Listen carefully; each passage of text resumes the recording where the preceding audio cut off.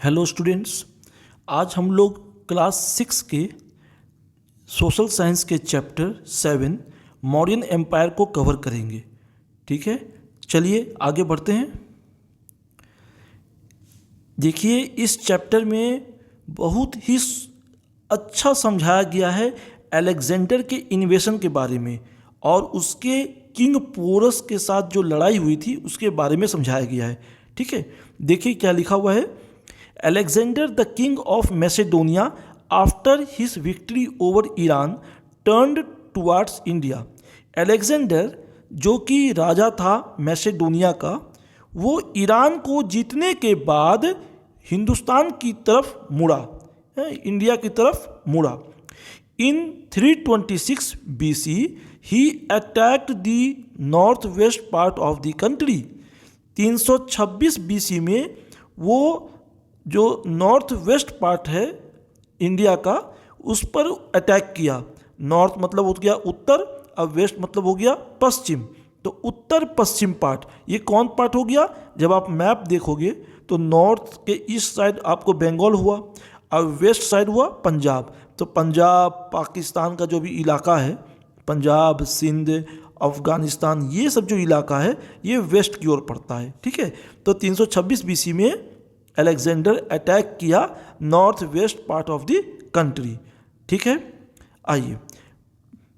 Porous made preparations to resist the invader. उस समय north west के जो राजा थे वो राजा पोरस थे। सिंध प्रांत उस सब जगह के राजा पोरस थे, पोरस हुआ करते थे। वो बहुत पराक्रमी राजा थे। वो अपनी तैयारी किए अलेक्जेंडर से युद्ध करने के लिए। ठीक है, तो Alexander gathered his forces on the left bank of the Jhelum.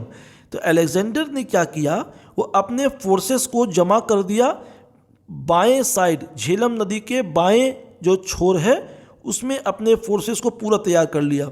ठीक है, झेलम नदी को क्रॉस करके अटैक करने के लिए पूरे फोर्स को तैयार कर लिया झेलम नदी के बाएं सिरे पर। ठीक है, he cross the Jhelum and made a surprise attack on Porus. वो क्या किया, अचानक एक दिन वो झेलम नदी को क्रॉस कर दिया और उसके बाद उसने सरप्राइज अटैक, अचानक हमला किया पोरस पर। पोरस को ये जो अकस्मात जो हमला हुआ वो उसमें पूरी तरह से ताकत के साथ युद्ध नहीं कर पाया, फिर भी बहुत ही बहादुरी से वे लोग लड़े थे। तो राजा पोरस जो है वो बहुत बहादुरी से लड़े, उनकी सेनाएं खूब बहादुरी से लड़ी और यहाँ तक कि जो राजा पोरस थे वो काफ़ी सीरियसली वुंडेड हो गए और प्रिजनर बना लिए गए। मतलब बहुत ही गंभीर रूप से घायल हो गए, सीरियसली वुंडेड हो गए और उनको बंदी बना लिया गया, एंड टेकन प्रिजनर। ठीक है, फिर उनको अलेक्जेंडर के सामने प्रस्तुत किया गया, व्हेन प्रोड्यूस्ड बिफोर अलेक्जेंडर। तो पोरस जो है उनसे पूछा गया था कि आप कैसा व्यवहार चाहते हो। ये इसमें लिखा हुआ नहीं है मगर मैं आपको बता देता हूँ, नॉलेज में जो मोटे मोटे ग्रंथ लिखे हुए हैं हिस्ट्री में उसमें ये चीज़ है। अलेक्जेंडर ने पूछा था पोरस से, आप कैसा व्यवहार चाहते हैं हमसे बताओ। तो पोरस ने कहा था कि मुझसे ऐसा ही व्यवहार कीजिए जैसे कोई राजा अपनी मातृभूमि की रक्षा करने के लिए अपना सर्वस्व न्यौछावर करता है और अपना पूरा योगदान देता है। ये सुन के अलेक्जेंडर बहुत ही आश्चर्यचकित हुआ और बहुत ही उसके दिल को छू दिया कि वाह, इसने क्या बात कही है, क्योंकि वो भी एक जगह का मातृभूमि का राजा था मैसेडोनिया का। तो उसको ये बात जवाब उसको लगी, पते की लगी कि हाँ ये तो जवाब एक सही है एक राजा की तरफ से। तो वो इससे बहुत ही प्रभावित हो गया राजा पोरस से, और क्या किया इसने, राजा पोरस को जो किंगडम उसका जीत लिया था वो भी उसको वापस कर दिया और उससे दोस्ती बना ली और उसको अपना एक कंपेनियन बना लिया, अपना एक सहायक बना लिया, उसको राजपाट दे दिया। बोला तुम मेरे अब से साथी रहोगे और तुम राजपाट करो, बस मेरे साथ जो संबंध है वो बनाए रखो। ठीक है, चलिए आगे बढ़ते हैं। फिर अलेक्जेंडर जो है, अब आइए इसका बताते हैं रिटर्न जर्नी के बारे में। पहले तो इसने पोरस को हरा करके बहुत उत्साहित हो गया था। ठीक है, पहले के राजा लोग ये करते थे, किसी को हरा दिए फिर उसी को राजपाट दे दिए, कहे कि तुम मेरा वर्चस्व मानो, तुम मुझे बड़ा मानो, दैट्स ऑल, मैं बस चाहता हूँ कि आप मेरे सबोर्डिनेट रहे, हमसे नीचे रहे। अब वे लोग आगे बढ़ते थे। तो अलेक्जेंडर ने भी वैसे ही प्लान किया, चलो यहाँ तो पोरस को हरा दिए, झेलम नदी क्रॉस कर गए, अब आगे बढ़ते हैं। उसने आगे प्लान करने के लिए, आगे मार्च करने के लिए प्लान बनाया। अलेक्जेंडर देखिए, planned to march forward march करने के लिए उसने प्लान बनाया। वो चिनाब नदी और रावी रिवर्स को भी क्रॉस करने के लिए पूरा एडवांस किया। He cross the Chenab and the Ravi rivers and advance up to the Beas. वो क्रॉस कर गया चिनाब नदी और रावी नदी को भी क्रॉस कर गए, ब्यास नदी तक पहुंच गया था। ब्यास नदी तक वो पहुंच गया था, कौन? अलेक्जेंडर। पर जो जो एरिया को वो जीतते जा रहा था वहाँ पे रिवोल्ट हो गया था। रिवोल्ट का मतलब कि लोग उसे अपना शासक मानने को तैयार नहीं थे। लोगों ने एक तरफ से उपद्रव शुरू कर दिया जो एरिया में उसने जीत हासिल किया था। उसके जो सोल्जर्स थे वो भी अब बहुत थक चुके थे। अब वो ब्यास नदी को क्रॉस करके आगे बढ़ना नहीं चाहते थे। इसके पीछे दो कारण था। एक तो लगातार युद्ध करते हुए आगे बढ़ते हुए अपने घर बार को छोड़ के बहुत दूर आ गए थे, उसे कारण लोग रिफ्यूज़ कर रहे थे। उन लोगों में एक तरफ से इच्छा शक्ति की कमी हो गई थी। और दूसरी बात, वे लोग देख रहे थे कि ब्यास नदी के उस पार एक महान राजा, बहुत ताकतवर राजा है, नंदा एम्परर जिसको कहते हैं, बहुत पराक्रमी राजा नंदा है, उसका राज है वहाँ, और ब्यास नदी क्रॉस करते हुए हमें उससे लड़ना पड़ेगा। कहा यह भी जाता है कि ब्यास नदी के इस तरफ बड़े बड़े हाथी को लाके खड़ा कर दिया गया था कि आओ तुम क्रॉस करो, हम हाथी से तुमको दौड़ा देंगे। तो ग्रीस में और उस सब जगह में हाथी देखा नहीं जाता है, ये इंडिया और इधर कई लोगों का होता है मैक्सिमम। तो यहाँ के राजा हाथी को यूज़ करते थे युद्ध के समय। तो वो देख करके वे लोग भयभीत हो गए कि ये कौन जानवर लेके ये लोग युद्ध करने के लिए आए हुए हैं।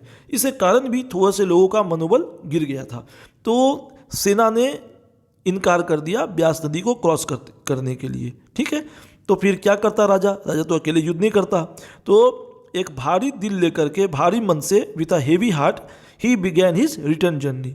तो अलेक्जेंडर वापस जाने को तैयार हो गया सेना लोग के कहने पर।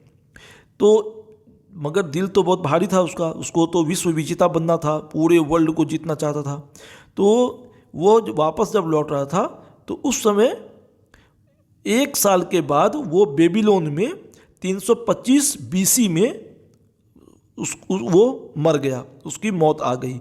ठीक है, बेबीलोन आपको इराक में पड़ता है, अभी के जो इराक है वहाँ पे की जगह था बेबीलोन, वहाँ उसकी मौत हो गई थी अलेक्जेंडर की। ठीक है, चलिए आगे बढ़ते हैं। Effect of Alexander's इन्वेशन। अच्छा, अब ये बताइए, अलेक्जेंडर तो जितना इन्वेट किया फिर तो वापस चला गया, उसकी मृत्यु हो गई, मगर उसका क्या क्या प्रभाव पड़ा हमारे देश में, क्या क्या उसका रिजल्ट हुआ। पहला सबसे बड़ा रिजल्ट क्या हुआ, अलेक्जेंडर जो है जो टेरिटरीज जो भूभाग जीता था उसमें वो अपना कुछ गवर्नर्स है ना, गवर्नर्स कहते थे, वो अपने गवर्नर्स को अपॉइंट कर दिया था। ठीक है, और वे लोग उस पर राजपाट संभालते थे। ठीक है, मगर वो जो गवर्नर्स थे ना, तो वो तो राज करते थे, मगर अंदर लोग ने राजा को मानने से इनकार कर दिया था। उस गवर्नर को हमेशा विद्रोह होते थे, तो विद्रोह के कारण उसका जो राजपाट है बार बार जो टूट रहा था। His empire broke up soon but its indirect results were many. ठीक है, तो चलो ठीक है, शासन तो किया और उसके एम्पायर जो है टूटने लगे थे, और उसका बहुत ज़्यादा कुछ रिजल्ट भी है, वो भी मैं बताता हूँ क्या अलेक्जेंडर के इन्वेशन से इफेक्ट पड़ा था।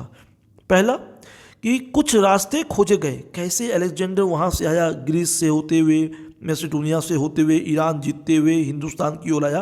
तो एक रास्ता मिल गया, किन लोगों को मिल गया, व्यापारियों लोग को जो बिजनेस करते हैं। ठीक है, और जो बिजनेस करने का ये रूट जो है, ये व्यापारी जो ट्रेडर्स थे उन लोग को ये भाग गया। फिर ये सब ट्रेड को से वे लोग बहुत तरह के व्यापार करने लगे, कहाँ तक, वेस्ट कंट्रीज तक। ठीक है, कि लिखा हुआ है, it was India's first contact with the west, the sea and the land routes taken by Alexander encourage the traders. This boosted trade between India and Europe. तो इंडिया और यूरोप में एक तरफ से कड़ी की स्थापना हो गई, रास्ता बन गया नया। तो इंडिया वाले लोग भी जान गए कि इस रास्ते से होते हुए हम यूरोप तक जा सकते हैं। ठीक है, अब आगे पढ़िए। Many Greeks had settled in the north west region. Indian art and culture came to be influenced by the Greeks. बहुत सारे ग्रीक के लोग, जब अलेक्जेंडर आए तो साथ में बहुत सारे ग्रीक के लोग भी आए, सेना आए, और उसके साथ खाना बनाने वाले, हेल्पर, वो सब भी आते थे। तो बहुत लोग यहाँ सेटल्ड हो गए। ठीक है, कारीगर सब भी थे यहाँ पे, सेटल्ड हो गए। सेटल्ड हो गए कहाँ पे? नॉर्थ वेस्ट रीजन, मतलब आपको उत्तर पश्चिम इलाके में सेटल हो गए, जहाँ तक उनका राज था। और वहाँ पे वे लोग आर्ट एंड कल्चर को बढ़ावा दिए, ग्रीक वाला आर्ट एंड कल्चर को। ठीक है, जिससे जो भी आर्ट एंड कल्चर उस समय का था, इंडियन आर्ट एंड कल्चर, वो प्रभावित होता था ग्रीक से। ठीक है, ये ग्रीक टेक्निक्स था ना, ये बहुत पूछा जाता है कि गांधारा स्कूल ऑफ आर्ट में किसका तकनीकी झलकता है। तो आप लोग लिखिएगा ग्रीक टेक्निक। तो the Greek technique left its mark on the Gandhara school of art. तो गांधारा स्कूल ऑफ आर्ट में ग्रीक टेक्निक का कुछ झलकियाँ मिलती है, क्योंकि ग्रीक टेक्निक से प्रभावित होकर गांधारा स्कूल ऑफ आर्ट बना है। ये उधर का ही आर्ट है, वेस्ट साइड का आर्ट है। ठीक है, तो the invasion made the kingdoms of the north west weak. This paved the way for the rise and growth of the Mauryan empire in India. एक सबसे बड़ा असर यही पड़ा कि जो एक पहले मजबूत इलाका हुआ करता था नॉर्थ वेस्ट, वो टूट फूट गया। एक राजा ने हमला किया तो अब उसमें कमियां लोगों को दिखने लगी। तब इसके बाद मौर्यन एम्पायर जो है वो धीरे धीरे आकार लेने लगा, और ये नॉर्थ वेस्ट साइड से ही हमले हुए। धीरे धीरे सिंध और पंजाब प्रांत को जीता गया मौर्यन एम्पायर बनने के समय। फिर अंत में फिर पाटलिपुत्र तब हमला करके, पाटलिपुत्र मतलब जो पटना साइड के इलाका है, और उसको जीता गया। फिर मौर्यन एम्पायर बना था। तो मौर्यन एम्पायर कब बना? जब ग्रीक हमले करके वापस चले गए थे अलेक्जेंडर, और कुछ राजा या कुछ गवर्नर जैसे सेलुकस, वो लोग को बैठा गए थे। उस समय नॉर्थ वेस्ट पर बार बार इन लोगों ने हमला करके चंद्रगुप्त मौर्य जो थे, जो चाणक्य के तत्वाधान में, चाणक्य के देख रेख में, दिशा निर्देश में हमला करते हुए पहले ग्रीक इन्वेडर्स को हराया, गवर्नर्स को। फिर उसके बाद मौर्यन एम्पायर की स्थापना की, नंदा डायनेस्टी को हरा करके, नंद की जो राजवंश है उनको हरा के पाटलिपुत्र में विजय प्राप्त करके, जो मैं भी आपको जस्ट दिखाने वाला हूँ। तो ये फाउंडेशन बना मौर्यन एम्पायर का। कैसे बना? कमज़ोर जो नॉर्थ वेस्ट कड़ी थी, जो भी नॉर्थ वेस्ट इलाका था जो कमज़ोर हो गया था, वहाँ पे जो चाणक्य है, जो कौटिल्य है, उसने ट्रेंड करके चंद्रगुप्त मौर्य को राजा की उपाधि देने के बाद उससे हमले करवा के पूरे एक तरफ से मौर्य एम्पायर का स्थापना करवाया। अब देखिए लाइन बाय लाइन पढ़ता हूँ मैं। Vishnugupta, better known as Chanakya और कौटिल्य। ठीक है, विष्णुगुप्त भी उसका नाम था, चाणक्य का, और कौटिल्य भी नाम कहते हैं ना। ये एक लर्न ब्राह्मण तक्षशिला था। ठीक है, बहुत तेज तरार और पढ़ा लिखा ब्राह्मण था। ये एक बार पाटलिपुत्र गया था और उसको बहुत ही बेइज्जत किया गया था नंदा किंग के द्वारा, जो राजा था नंद राजा से। तो ये अपने रास्ते में जो वापस आ रहा था, तो इसने एक बहुत तेज तरार लड़के को देख लिया। वे तो भाप लेते कि लड़का जाके बहुत आगे बढ़ेगा। तो वो चंद्रगुप्त मौर्य जो बचपन में था, उसको उसने पकड़ लिया कि ये बच्चा बहुत आगे बढ़ेगा, बहुत तेज तरार, बिल्कुल अलग प्रतिभा का था। उसको उसने अपने साथ ले गया। ठीक है, और ले जा करके उसको शिक्षा दिया, दीक्षा दिया, ट्रेंड किया, और फिर उसको जो है अपने होम टाउन में, नेटिव टाउन में ले गया, और उसको फिर परफेक्ट एजुकेशन दे करके एक राजा के रूप में स्थापित करवाया। ठीक है, तो अब पंजाब और मगध दोनों को अंत में जीता उसने चंद्रगुप्त मौर्य के द्वारा, और फिर मौर्य एम्पायर की स्थापना किया। देखिए, चाणक्य और चंद्रगुप्त दोनों सोल्जर्स को रिक्रूट करने लगे और एक आर्मी खड़ा कर लिया। ठीक है, उसके बाद चंद्रगुप्त मौर्य को अपने को एक राजा घोषित करा दिया गया, और फिर वे लोग ग्रीक को डिफीट कर दिए नॉर्थ वेस्ट रीजन में, जो ग्रीक के जो सेलुकस थे, जो गवर्नर थे। उसके बाद पूरे पंजाब और सिंध प्रांत को जीत लिया गया मौर्यों के द्वारा, चंद्रगुप्त मौर्य के द्वारा। और उसके बाद वे लोग पाटलिपुत्र की ओर मुड़े। Then he turn towards Pataliputra. The Nandas were completely defeated. तो नंदा वेयर जो नंद डायनेस्टी थी उसके राजा और उसके लोग पूरे तरह से हरा दिए गए। किसके द्वारा? चंद्रगुप्त मौर्य के द्वारा। किसके दिशा निर्देश में? चाणक्य, कौटिल्य या विष्णुगुप्त जो भी कहिए, उसके दिशा निर्देश में, उसके डायरेक्शंस में। Okay, he became the first ruler of the Mauryan dynasty in 324 BC। तो मौर्य डायनेस्टी का पहला राजा कौन बना? पहला राजा बना चंद्रगुप्त मौर्य, जो उसकी स्थापना किया 324 BC में। ठीक है, आइए अब लड़ाई जो सेल्यूकस के साथ किया, ठीक है, कौन? चंद्रगुप्त मौर्य ने। बहुत सारे जो भूभाग थे, territories west of the Indus, Indus के पश्चिम की ओर, इंडस नदी के पश्चिम की ओर, were ruled by the Greek king Seleucus. ठीक है, Chandragupta Maurya cross the Indus in 305 BC। ठीक है, 305 BC में क्रॉस कर दिया इंडस नदी, और मौर्यन आर्मी जो है वो तेजी से नॉर्थ वेस्ट की ओर घुसी, मतलब आपको उत्तर पश्चिम की ओर हमले की। इससे क्या हुआ? अचानक सेल्यूकस को ये चकमा देते हुए, अचानक जो हमला हुआ इसको सेल्यूकस समझ नहीं पाया और अच्छे से पूरी तरह से बुरी तरह से प्रभावित, ये परास्त हो गया, हार गया। It was the crushing defeat for Seleucus. ठीक है, सेल्यूकस।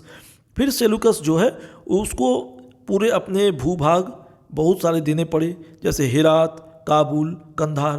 तो सेल्यूकस को बहुत सारा अपना भूभाग देना पड़ा। किसको? चंद्रगुप्त मौर्य को, जो कि अभी मॉडर्न अफगानिस्तान में आते हैं, ये सब इलाका देना पड़ा। ठीक है, चंद्रगुप्त मौर्य को। और चंद्रगुप्त मौर्य जो है उसकी जो प्रिंसेस थी, ठीक है, उससे वो शादी किया। ठीक है, जो उसकी डॉटर थी, किसकी? सेल्यूकस की। सेल्यूकस की जो बेटी थी उसका नाम था हेलेना, हेलेन, HELEN, हेलेन। ठीक है, तो सेल्यूकस की जो डॉटर हेलेन थी उससे किसकी शादी हुई? चंद्रगुप्त मौर्य ने उससे शादी किया। ठीक है, पहले ये किया जाता था, जब किसी राजा को हराया जाता था तो उसकी बेटी से शादी कर लेते थे, ताकि वो राजा फिर दोबारा युद्ध ना करे, सोच ले कि चलो ये तो मेरी बेटी का हस्बैंड है, तो युद्ध नहीं होते थे। ठीक है, द ग्रीक किंग सेंट, फिर जो राजा सेल्यूकस थे उसने अपना एक एम्बेसडर मेगास्थनीस को मौर्यन कोर्ट में भेजा। मौर्यन कोर्ट में बहुत दिन तक रहा था मेगास्थनीस। ठीक है, तो मेगास्थनीस कहाँ रहता था? पाटलिपुत्र में रहता था, बहुत लंबे समय तक रहा। एक किताब लिखा जिसका नाम है इंडिका। ठीक है, क्यों पाटलिपुत्र में था? क्योंकि मौर्यन जो डायनेस्टी है, जो मौर्यन एम्पायर था, वो तो पूरा फैल गया था। राजा नंद को हरा के पाटलिपुत्र में कब्जा कर लिया था और अंत में वो वहाँ पे अपना राजधानी बना लिया था। इसलिए पाटलिपुत्र में आके बहुत दिन तक मेगास्थनीस रहा। ठीक है, अब the greatness of Chandragupta Maurya के बारे में बताया जाएगा। ठीक है, Chandragupta Maurya has been described as the first historical emperor of India.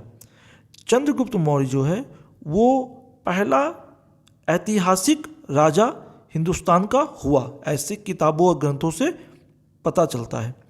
He ruled for about 25 years, वो 25 साल शासन किया।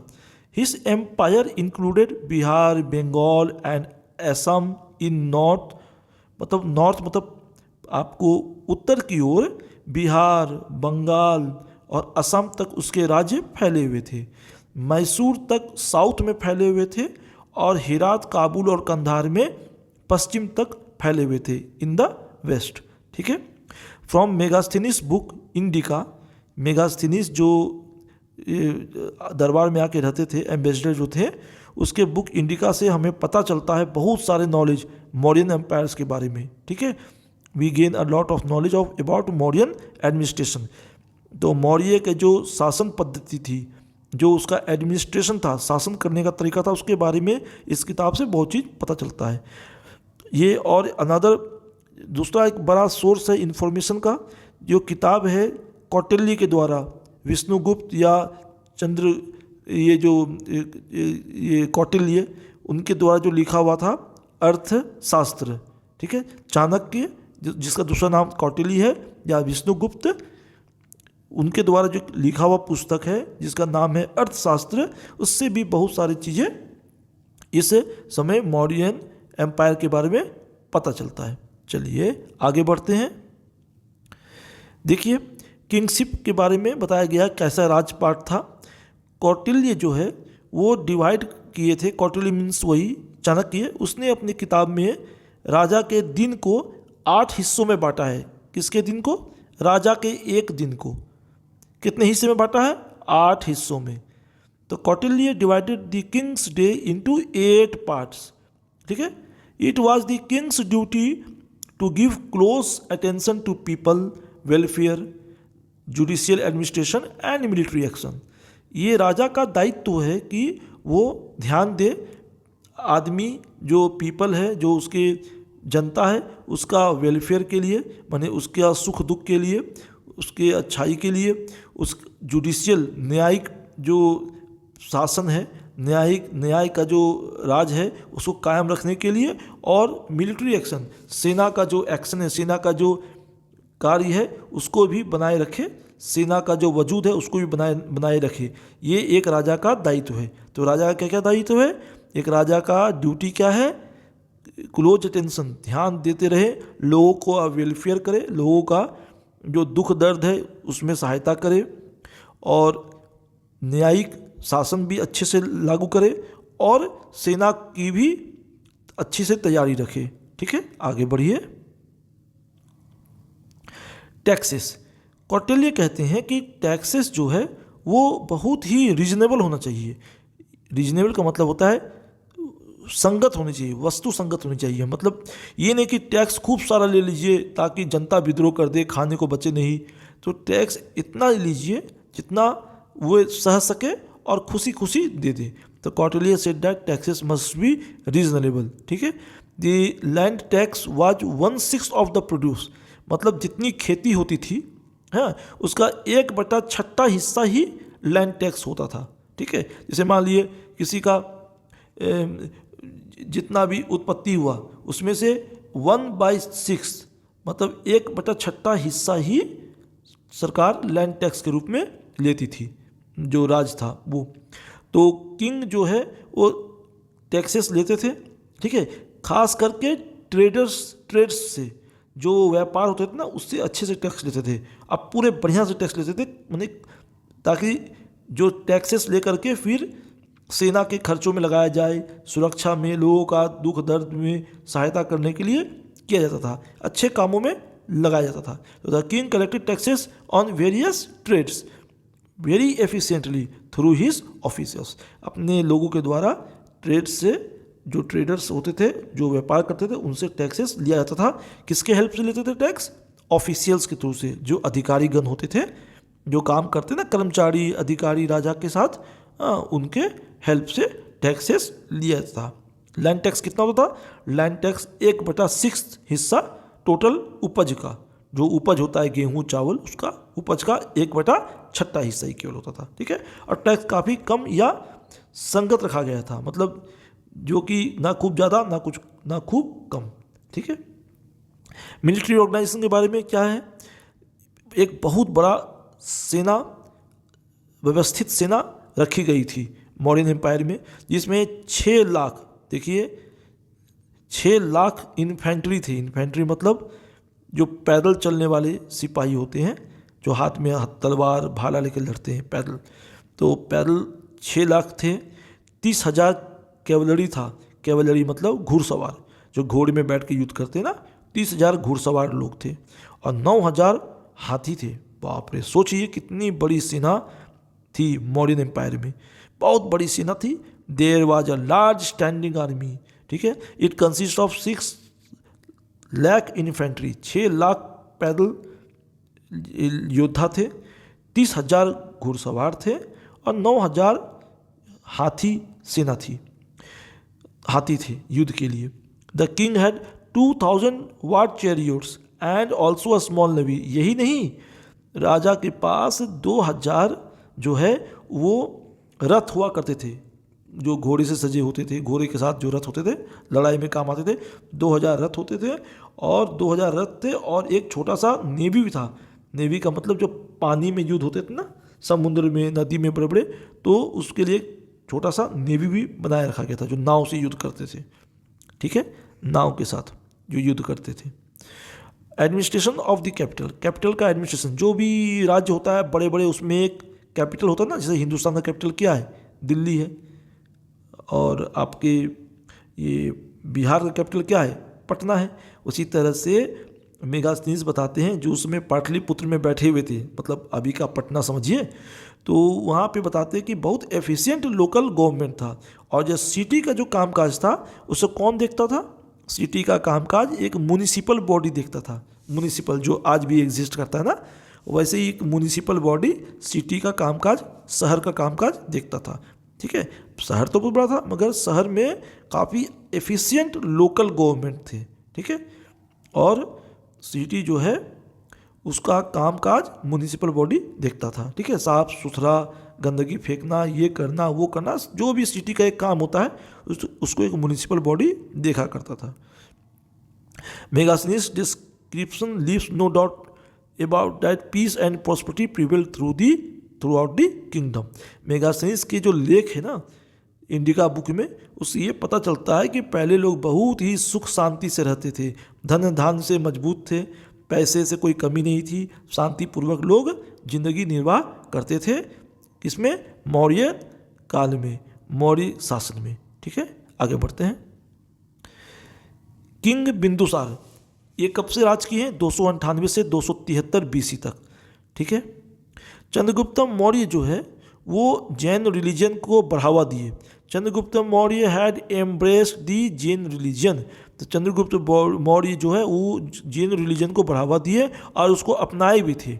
ही gave his throne to his son Bindusara, Bindusar को अपना राजपाट दे दिए जो उसका बेटा था, और वो खुद चले गए थे कहाँ, कर्नाटका में चले गए थे। श्रवण बेलगोला एक जगह है, वहाँ जाकर सेटल हो गए थे, वहीं जाकर रहते थे। तो वो पहाड़ों में बसा हुआ एक छोटा सा जगह था।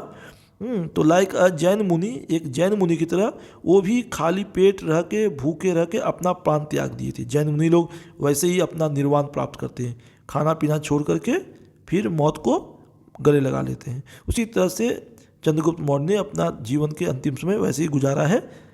कहाँ, कर्नाटका में। तो जो हिल्स है जहाँ पे उसने अपने अंतिम समय जिए थे, वो हिल जो है आज अंतिम समय जो रहते थे, और वहाँ जहाँ उसने मृत्यु को प्राप्त किया, उस हिल का नाम आज भी चंद्रगिरी कहलाता है। चंद्रगिरी किसके नाम पर, चंद्रगुप्ता के नाम पर, चंद्रगुप्त मौर्य के नाम पर चंद्रगिरी, गिरी मतलब पर्वत, चंद्र मतलब चंद्रगुप्ता के नाम पर। ठीक है, किंग बिंदुसार जो है ये 25 साल तक राज किए थे, और ये इनके बारे में बहुत कम जाना जाता है क्योंकि मेगास्थनीज अधिकतर चंद्रगुप्त मौर्य और उसके शासनकाल के बारे में लिखे हैं ना। तो king Bindusara also ruled for about 25 years and very little is known about his reign. ठीक है, but he maintain law and order in his vast empire, मगर ये भी अपने शासनकाल में लॉ एंड ऑर्डर को मेंटेन रखते थे पूरे अपने एम्पायर में, पूरे अपने राज्य में। ठीक है, आगे बढ़ते हैं। अब आया अशोका। तो बिंदुसार का पुत्र कौन था, अशोक था। समझ गए, चंद्रगुप्त मौर्य का बेटा बिंदुसार, बिंदुसार का बेटा अशोक। तो अशोक जो था वो 273 से लेके 232 BC तक, 273 BC से 232 BC तक राज किए थे। ठीक है, शासन किए थे। और वो 12 साल तक तो उसने कोई युद्ध ही नहीं किया, ना कुछ कोशिश किया अपने राजपाट को बढ़ाने का। पर 261 BC में उसने कलिंग राज्य को जीतने के लिए आगे बढ़ा। ठीक है, वो अपना राजपाट को बढ़ाने के लिए, राज्य को बढ़ाने के लिए कलिंग पर आक्रमण करने के लिए तैयारी किया और किया। तो फिर कलिंगा वार हुआ। कलिंगा कहाँ पे पाया था पता है, कलिंगा उड़ीसा में होते हैं। कलिंग उड़ीसा में जो है वहीं पर है पुरी, और जो पूरे कलिंग एरिया को कलिंग कहते हैं। अभी भी कहते हैं ना कलिंग, एक कलिंगा एक्सप्रेस भी चलती है, ट्रेन इसी नाम पर चलती है। पुरी का नाम है, प्राचीन पुरी का कलिंग। तो the kingdom of Kalinga had a powerful army. अब देखिए, कलिंग जो किंगडम था उसका भी एक बहुत ज़बरदस्त और मजबूत आर्मी हुआ करता था, सेना हुआ करती थी। Although Kalingans were crushed, Ashoka could never forget the horrors of the battle. ठीक है, लड़ाई में, कलिंगा वार में जीत हुई थी अशोका की, मगर जिस तरह से युद्ध हुआ, भीषण युद्ध हुआ था, क्योंकि ये भी एक मजबूत सेना रखे हुए थे कलिंगा राज्य, तो जबरदस्त युद्ध में खूब मारकाट मचा, हजारों हजारों लोग मारे गए थे। ठीक है, बहुत बहुत खून बहा था। तो अशोक, जो राजा अशोक थे, वो कभी इस चीज़ को भूल नहीं पाए, युद्ध का जो मार काट, जो हॉरर हुआ था। तो हजारों हजारों लोग जो है वो मारे गए थे। तो ये देख के उसका दिल बदल गया।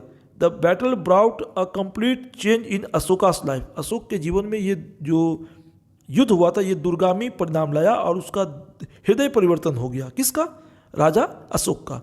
ठीक है, और वो जो है हमेशा के लिए युद्ध बंद कर दिए। War drum was silence forever. जो ढोल नगारा बजता युद्ध के समय, उसको मतलब बंद हो गया। कहने का मतलब कि लड़ाई जो है वो हमेशा के लिए इससे दूरी बना लिए।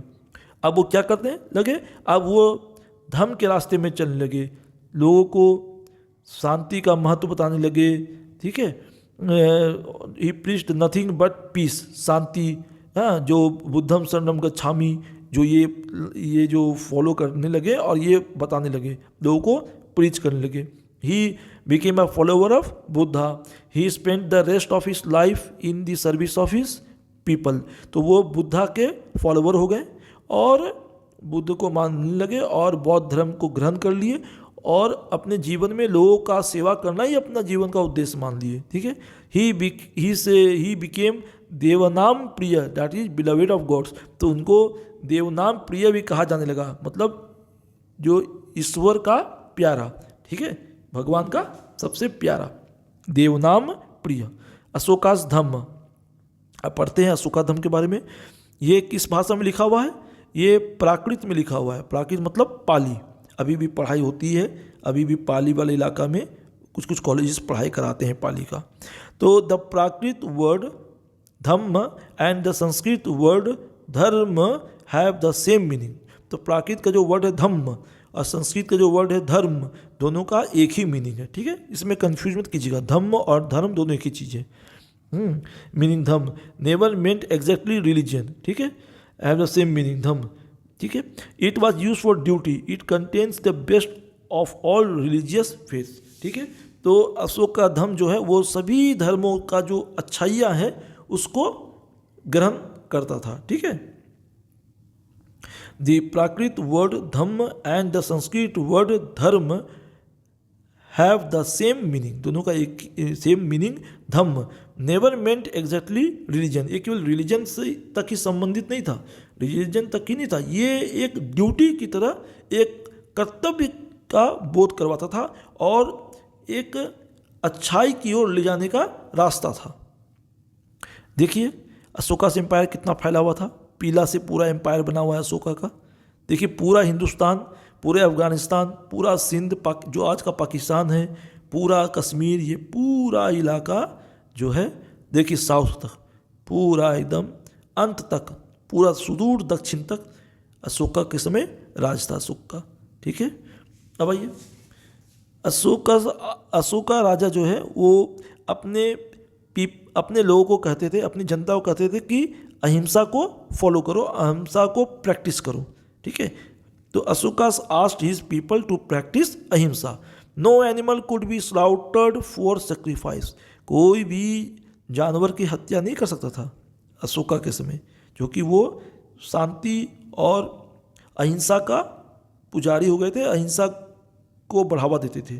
ठीक है, ठीक है, father and mother must be obeyed, माँ पिताजी का बात मानना है, का उनका आदेश को पालन करना है। अब जो बच्चे हैं वे टीचर्स का भी आदर करें, ये सब कहा जाता था, उसमें किया जाता था। Master should treat their slaves and servants with kindness, तो जो मास्टर्स है, जो मालिक है, वे अपने नौकरों से, अपने जो नीचे जो सर्वेंट्स हैं उन लोगों से बहुत प्यार से और दया भावना से पेश आए। ठीक है, people should show tolerances for religious beliefs of others. ठीक है, आदमी या जो जनता है वे एक दूसरे का धर्म का सम्मान करे और उन लोग को बर्दाश्त भी करे, ये नहीं कि दूसरे धर्म के लोग हैं तो उससे लड़ पड़े, ऐसा नहीं करना है, सबके साथ टॉलरेट करके मिलजुल के रहना है। They should remember that all religions have the same गोल। ये भी कहा जाता है कि सभी जो रिलीजन हैं वो सबका एक ही उद्देश्य है, सब ईश्वर की ओर ले जाते हैं। इसीलिए सभी रिलीजन वाले लोग, उसको फॉलो करने वाले जो लोग हैं, जो बौद्ध हो चाहे हिंदू हो, सब मिलजुल के रहे। ठीक है। People use to perform many ceremonies on the occasion of child birth और वेडिंग। ठीक है। उसमें जो है बहुत तरह के लोग रीति रिवाज करते थे जब बच्चे होते थे, जन्म होता था बच्चे का या उसके शादी में, तो ये सब चीज़ को वर्थलेस कहा गया है। ठीक है। All these ceremonies were worthless. ये सब जो रीति रिवाज, जो क्रियाक्रम करते थे, ये सब बेकार की चीज़ें कहा जाता था। दे शुड स्प्रेड धर्म इन ऑल डायरेक्शंस। और सभी दिशाओं में धर्म का फैलाव किया जाए, ये कहा जाता था। That is the best ceremony and the best gift. कहा गया कि ये सबसे अच्छा सेरेमनी है, सबसे अच्छा उत्सव है और सबसे अच्छा गिफ्ट भी है बच्चों के लिए या सबके लिए। मतलब ये सब जो रीति रिवाज और क्रियाकलाप कर रहे हैं, इससे अच्छा है कि धर्म का प्रचार करे, धर्म को फॉलो करे, अहिंसा का प्रचार करे, अहिंसा फॉलो करे। ये सबसे बड़ा उत्सव है और सबसे बड़ा उपहार भी है। मीन्स एडॉप्टेड टू स्प्रेड धर्म। ठीक है। Ashoka practice what he preached. ठीक है। किस तरह से, मीन्स एडेप्टेड टू स्प्रेड धर्म, धर्म को बढ़ाने के लिए क्या रास्ते अपनाए गए, कैसे कैसे रास्ते फॉलो किए गए। Ashoka's practise what he preached. Ashoka जो है वो खुद प्रैक्टिस करते थे, वो चीज़ वो खुद अपने जीवन में वो चीज़ को उतारते थे जो दूसरों को पढ़ाते थे अहिंसा फॉलो करने के लिए। ठीक है। He visited the Holi places like Lumbini, बोध गया एंड सारनाथ। अशोक का राजा जो है, राजा अशोक वो लुम्बिनी भी गए हैं। लुम्बिनी कहाँ, जो नेपाल में पड़ता है, जो कहते हैं ना, तो वहाँ पे बुद्ध भगवान का जन्म स्थान है, वो कहते हैं। फिर बोध गया भी गए हैं और फिर सारनाथ में भी गए थे। ठीक है। During these tours he gave gift to Brahmins and Buddhist monks alike.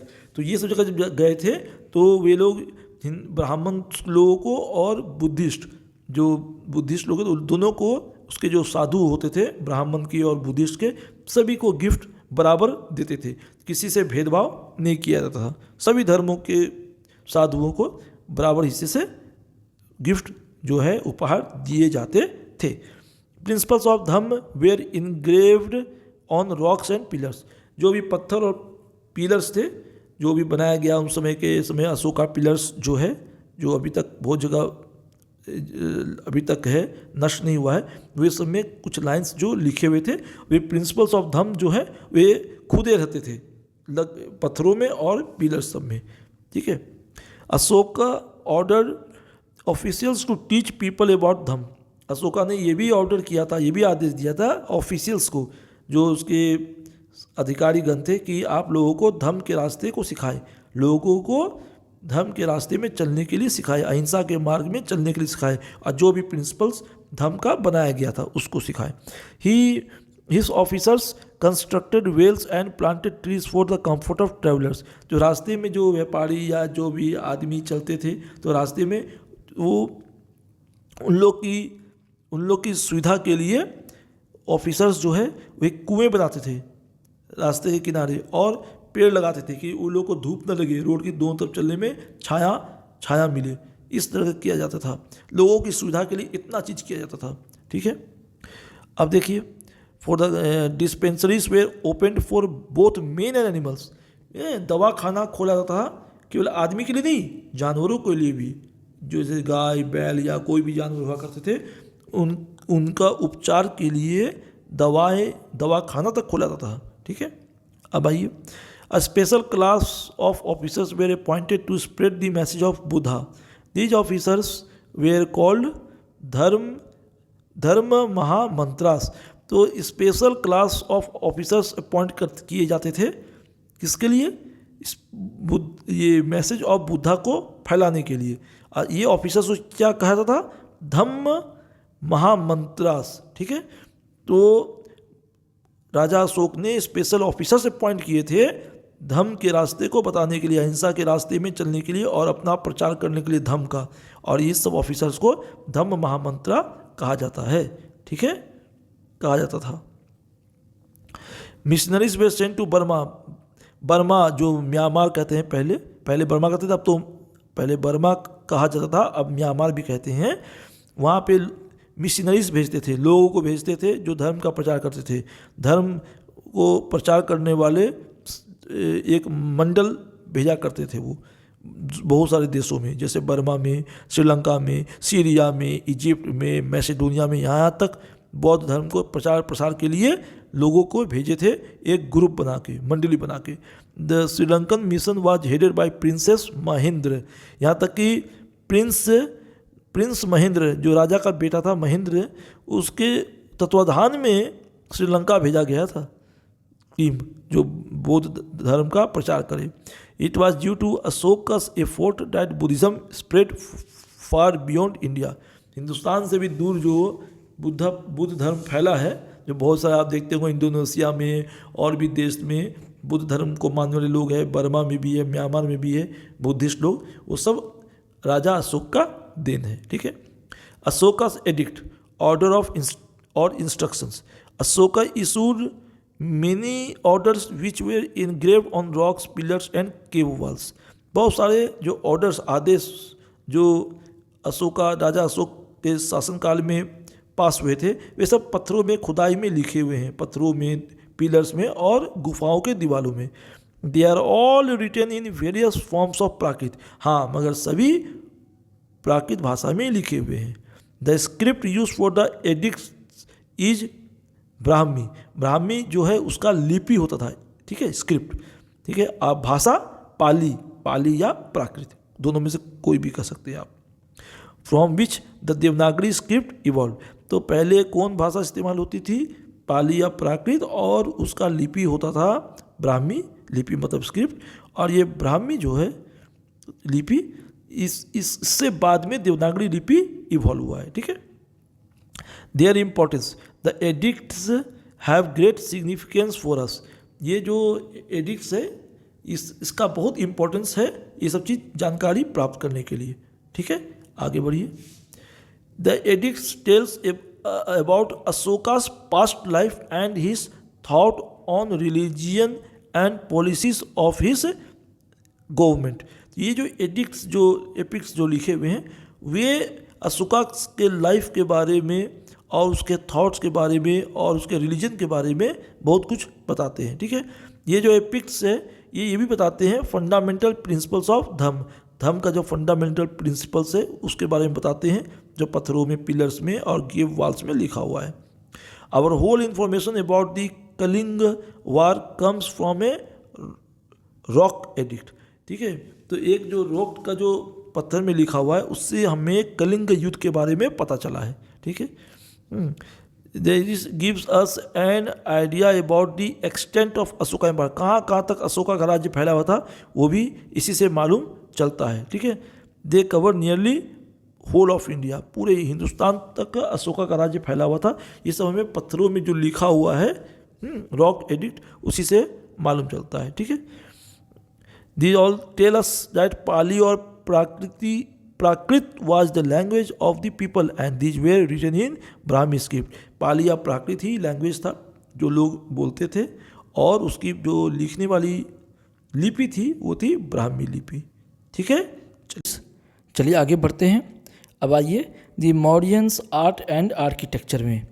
तो स्टोन पिलर्स जो है उसमें बहुत चीज़ खुदी हुई है, लिखी हुई है, उस पर बात करते हैं। The in various stone parts pillars of best specimens of the Mauryan art. ठीक है, these pillars are found in various parts of India like Sanchi, Sarnath, Allahabad and Nandangarh. ठीक है, तो बहुत सारे जो स्टोन पार्ट्स और उसके जो पिलर्स है वो ही प्रमाण है अशोका के जो मौर्यन आर्ट है उसका। The specimens of Mauryan art, जो मौर्यन जो राज था उसमें जो कला विकसित हुई थी उसको कला का जो है ये बहुत सारे स्टोन पार्ट्स पिलर्स जो है उसके प्रमाण है। These pillars are found in various parts of India. ये पिलर्स जो है वो हिंदुस्तान के बहुत पार्ट में हिस्सों में पाए जाते हैं, अलग अलग हिस्सों में, प्रांत में। जैसे सांची का जो पिलर है बहुत फेमस है, सारनाथ का, इलाहाबाद का और नंदनगढ़ का। Each pillar consist of 3 parts, सभी पिलर जो है 3 हिस्सा हुआ करता था, सभी पिलर का 3 भाग हुआ करता था। द बेस, एक नीचे का बेस कहते हैं ना, अभी भी हम लोग कहते हैं बेस मतलब नीचे का हिस्सा, फिर बीच का हिस्सा द शाफ्ट, ठीक है, अभी के भाषा में लिखा हुआ है शाफ्ट, एक बीच का हिस्सा, और एक द कैपिटल, कैपिटल मतलब टॉप लेवल, ऊपर का हिस्सा। तो जो पिलर, खूब पिलर बनाए हैं, अभी इतनी पिलर बचे हुए 3-4, सोचिए उस समय कितने पिलर बनाए होंगे। ये राजा अशोक ने अपने एम्पायर्स के बारे में बताने के लिए, अपने राज के बारे में बताने के लिए बहुत सारे पिलर्स में खुदवाए थे। तो ये पिलर जो है 3 हिस्सों में बटा हुआ था। नीचे का हिस्सा द बेस, बीच का द शाफ्ट, एंड ऊपर वाला द कैपिटल, ठीक है, कैपिटल हिस्से को टॉप पार्ट कहते थे, ठीक है। The most famous of the all pillar is the Sarnath pillar erected in the deer park. सबसे फेमस जो पिलर है, स्तंभ है, अशोक स्तंभ, पिलर मतलब हिंदी में उसको स्तंभ बोलते हैं। सबसे जो फेमस स्तंभ है ना, वो सारनाथ में है, डियर पार्क में, ठीक है। तो here eight Sarnath Buddha preached his first sermon. Buddha preached his first sermon. Sarnath जो है, वहीं पर बुद्ध भगवान अपना पहला जो है sermon, अपना पहला जो लोगों को संबोधित किया था, जो अपना पहला जो धर्म वाली भाषण दिए थे, वहीं दिए थे, ठीक है। The lion capital of the Sarnath pillar is carved out of a single block of stone. तो जो लायन कैपिटल जो है सारनाथ में, वो एक ही पत्थर में काट करके बनाया गया है, ठीक है। ये देखिए लाइन पिलर है, जो 4 बाघ चारों दिशा की ओर दिखते हैं ना, तो ये एक ही पत्थर में काट के बनाया गया था, ठीक है, जो सारनाथ में पाया जाता है, ठीक है। The wheel shows the Buddhas message went round the world. जो चक्र है बीच में, ये चक्र बताते हैं कि जो बुद्धा का जो मैसेज है वो सारे संसार में, सारे विश्व में फैल गया था, ठीक है। ये चक्र मतलब ये आगे बढ़ते गया, सारे संसार में फैला, जहाँ जहाँ फैला है, बर्मा में, श्रीलंका में, और भी बहुत सारे देशों में जो गए, वो बता रहे कि हमने धर्म का प्रचार किया है। ये चक्र उसका प्रमाण है, वो बताता है। The polish of Ashoka's pillars was matchless. इसका जो पॉलिश किया गया है अशोका पिलर का, ये मैचलेस है, ऐसा जल्दी आपको पॉलिश कहीं नहीं मिलता है, ठीक है। चलिए आगे बढ़ते हैं। Modern India has given due recognition to the lion capital at Sarnath. तो अभी का जो मॉडर्न इंडिया है वो खूब अच्छा रिकॉग्निशन दिया है लायन कैपिटल जो सारनाथ में पाया गया है। It has been adopted as the national emblem of India. तो हिंदुस्तान का जो नेशनल एम्बलम है भारत का, उसमें भी इसको शामिल किया गया है, ठीक है। किसको? लायन कैपिटल एट सारनाथ, जो बाघ वाला जो मूर्ति है उसको, लायन कैपिटल मतलब बाघ वाला जो मूर्ति है जो ऊपर में बना रहता है, उसको महत्व दिया गया है।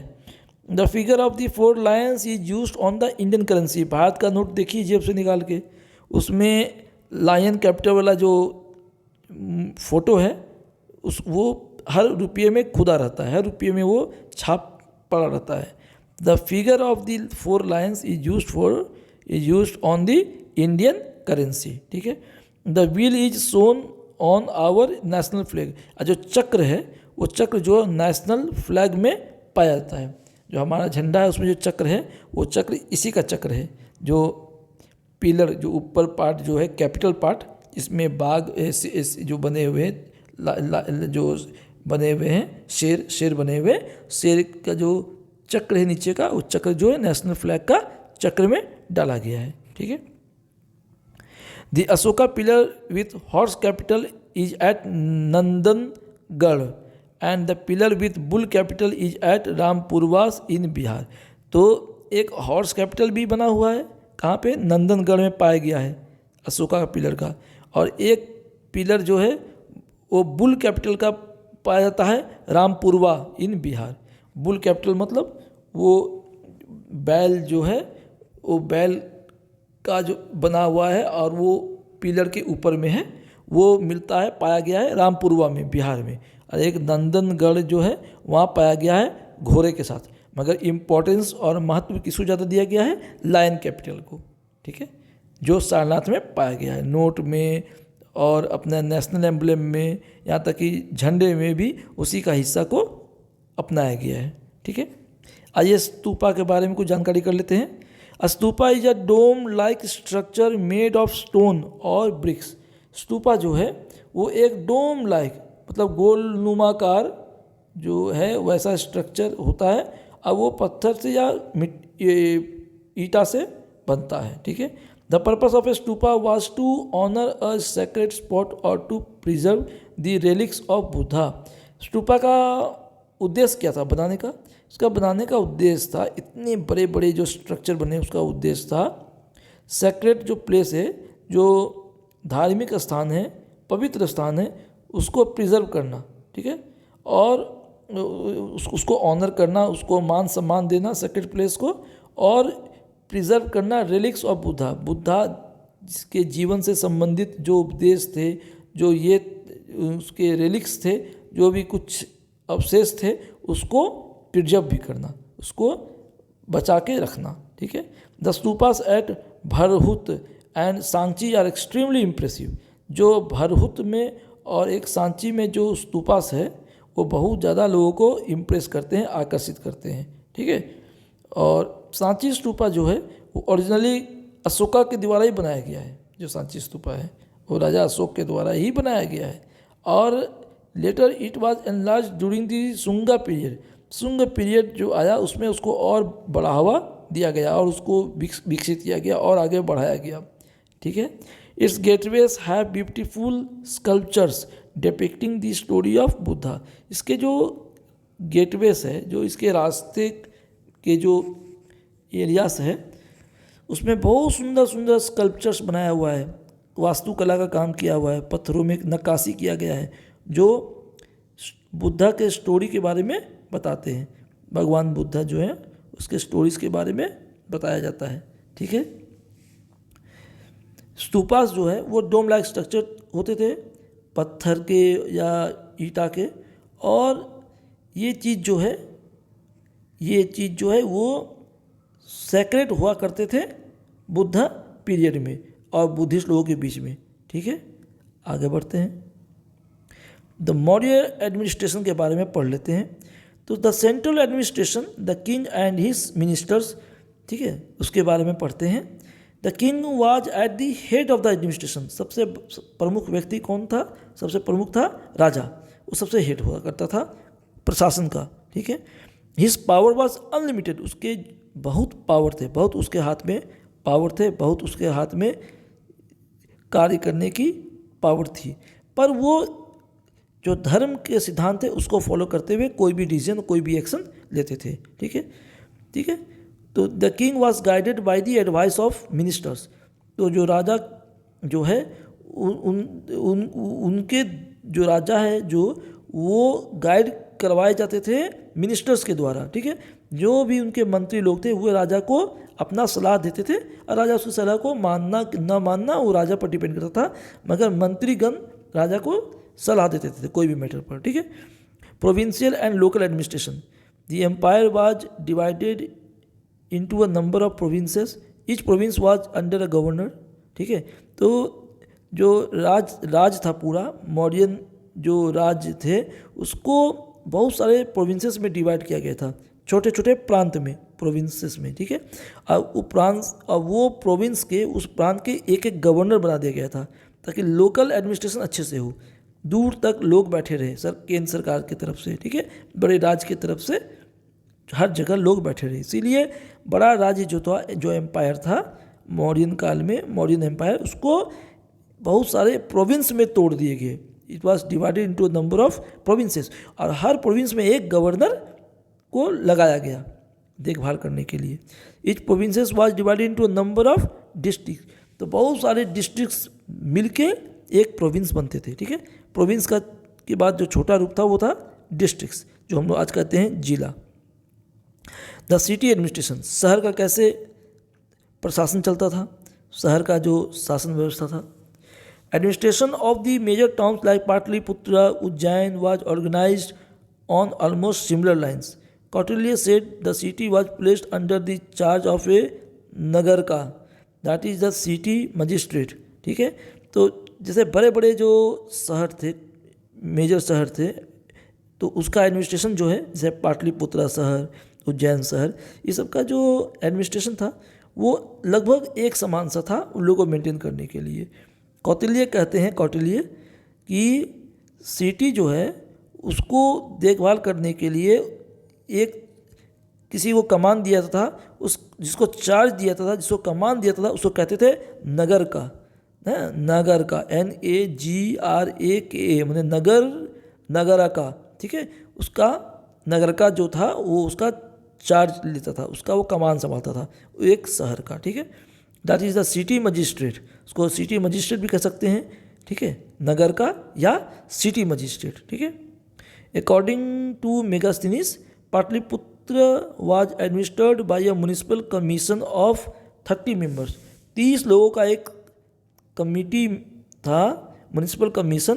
वो 30 मेंबर के साथ मिल करके वे लोग पाटलिपुत्र का एडमिनिस्ट्रेशन संभालते थे. समझ गए? सोचिए कितनी बड़ी बात है. By a municipal commission of 30 members, 30 लोगों के साथ का एक ग्रुप था, कमीशन था, वो मिलके पाटलिपुत्र का पूरा एडमिनिस्ट्रेशन संभालता था. ये मेगास्थनीज ने कहा है. ठीक है.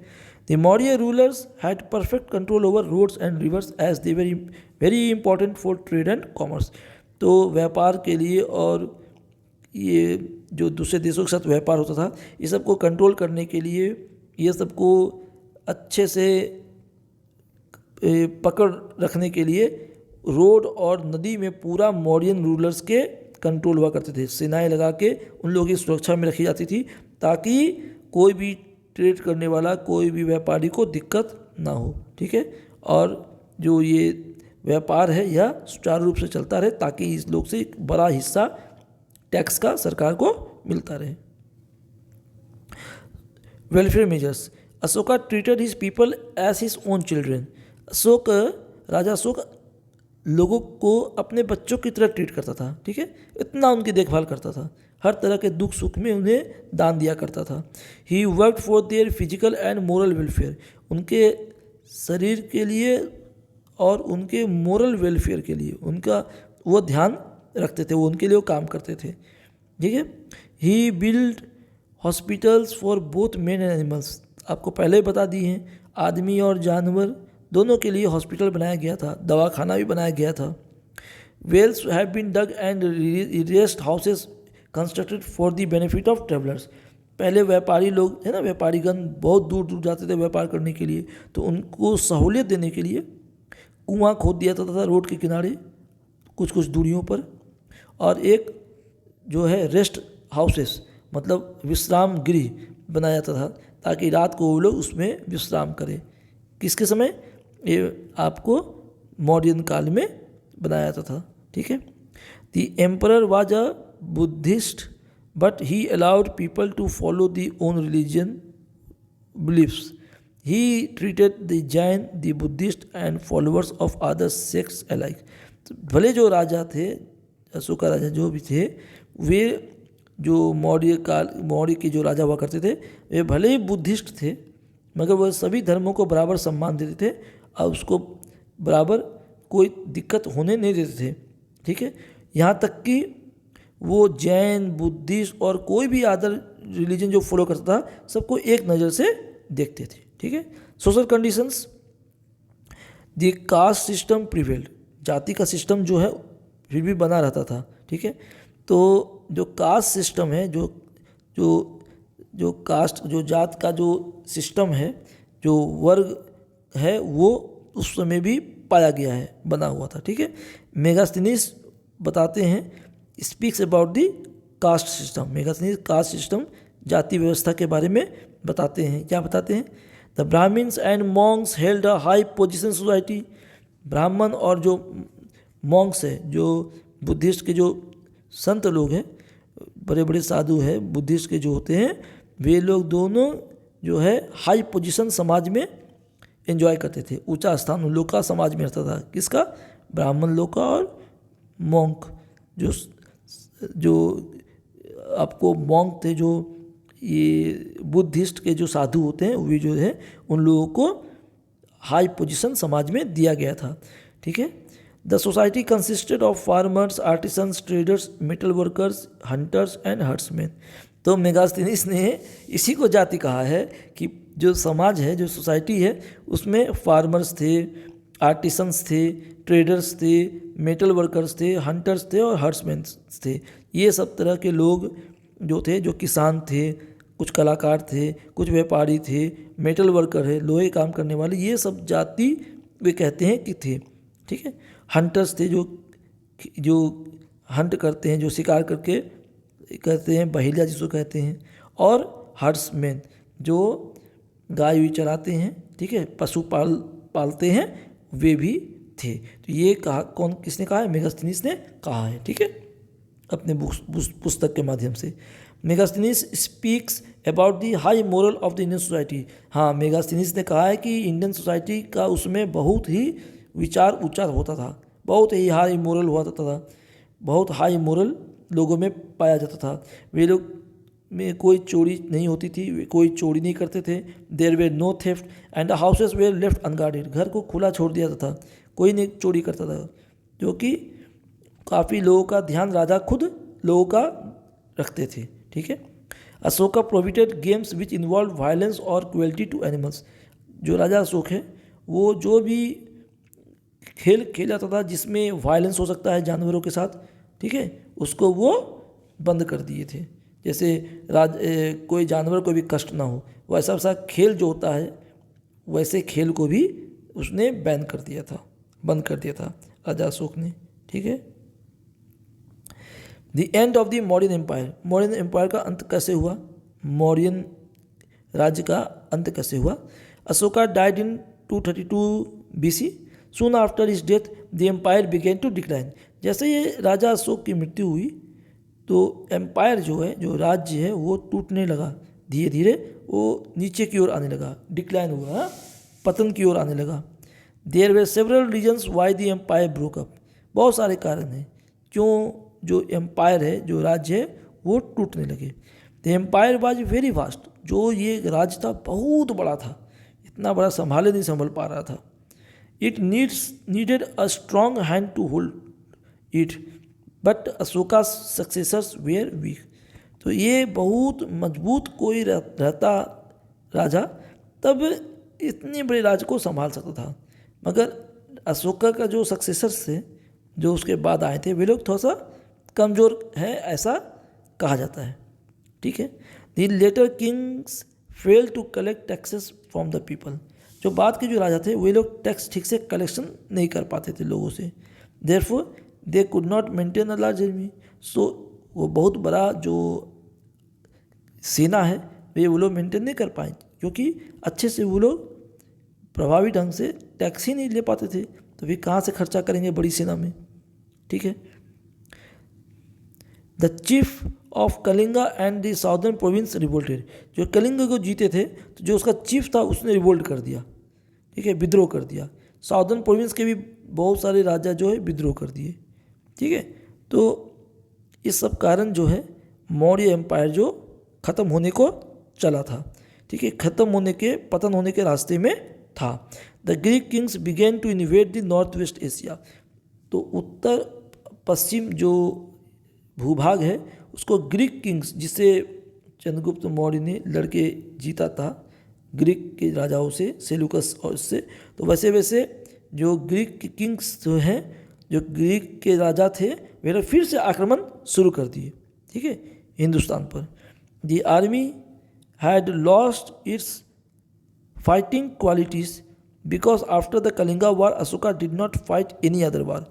तो जो सेना थी उसको हमेशा प्रैक्टिस करना चाहिए ना युद्ध के लिए, सब कुछ नहीं हुआ उन लोगों का, तो कोई फाइटिंग क्वालिटीज़ उन लोग में कमी हो गई, सेना लोगों में। वे लोग आराम तलबी हो गए, आराम से बैठे बैठे तनख्वाह मिल रहा है, तो युद्ध क्यों करे, हमारा राजा तो युद्ध करने से ही मना कर दिया है। तो इस तरह का जो क्वालिटीज़ होता है युद्ध करने का, वो क्वालिटीज़ जो है वो कम गया सेनाओं में, ठीक है, क्योंकि कलिंग युद्ध के बाद कोई भी बड़ा बैटल, कोई भी बड़ा युद्ध अशोका ने किया ही नहीं, ठीक है। राजा शुका या उसके जो भी पुत्र थे या जो भी राज्य संभालते थे मौर्य एम्पायर का, किसी ने नहीं किया। ठीक है, चलिए आगे बढ़ते हैं।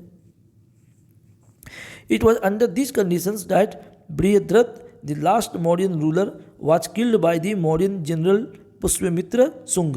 That was the end of the Mauryan empire.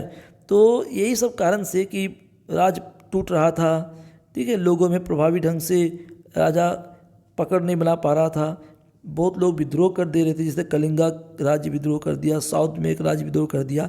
तो ये सब के कारण जो है, और ये जो राज्य कमज़ोर हो रहा था, तो एक जो सुयोग्य मंत्री थे, ठीक है, मौर्यन काल में जो पुष्यमित्र शुंग जो मौर्य राज्य में जो मंत्री हुआ करते थे, बड़े मंत्री के पद में थे, ठीक है, उसने बृहद्रथ की हत्या कर दी और मौर्यन एम्पायर जो है उसका अंत हो गया। क्योंकि बृहद्रथ मारा गया, फिर मौर्य एम्पायर का जो है वो नामो निशान मिट गया, वो ख़त्म हो गया। ठीक है, चलिए आगे बढ़ते हैं। तो चलिए ठीक है, अब वीडियो ख़त्म हुआ। आप लोग काइंडली इसको शेयर कीजिए, सब्सक्राइब कीजिए और लाइक भी कीजिए और कमेंट भी कीजिए कि और वीडियो आप लोग को ऐसा चाहिए, तो और मैं समझा के ऐसा वीडियो आपको देता रहूँगा। Okay, bye bye, see you next time.